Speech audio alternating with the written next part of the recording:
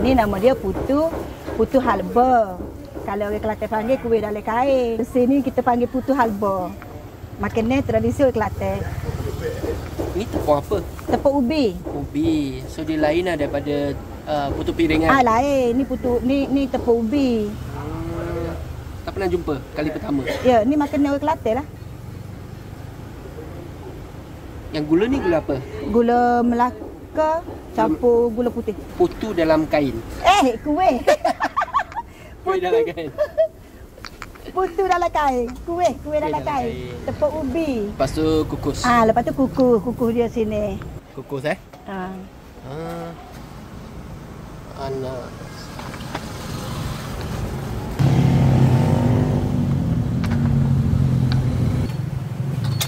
Okey ni, tutup ni. Ditutup tengah.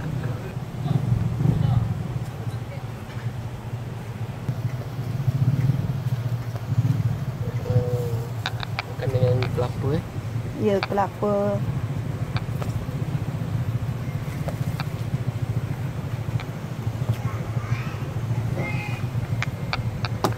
Macam ni jual berapa harga kak? RM5. Untuk empat? Empat biji RM5. 4 butir.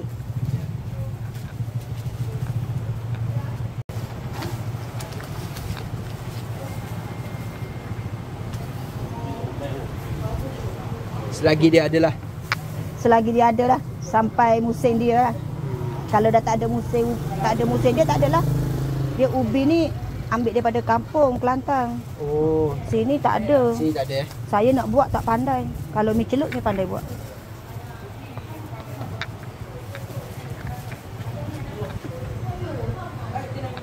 Jadi bahan dia memang bawa dari Kelantan?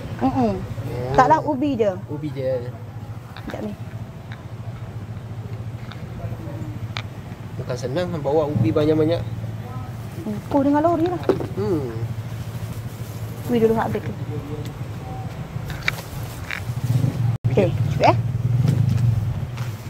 Sekejap saya nak habiskan ni dulu. Boleh. Kalau tak dia rosak. Dia lepas kukus memang kena jual cepat kan? Tak juga. Saya masuk dalam ni. Oh, okey. Tapi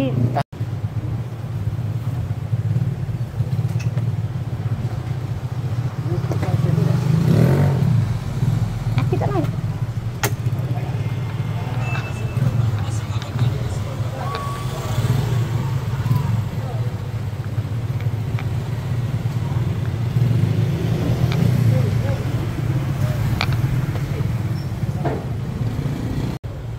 Nama dia dikocok-kocok. Buka bingkai kan. Ni. Jauh mulut aku dia nyanyi. Bagi dia rasa. Okey dah bagi tu.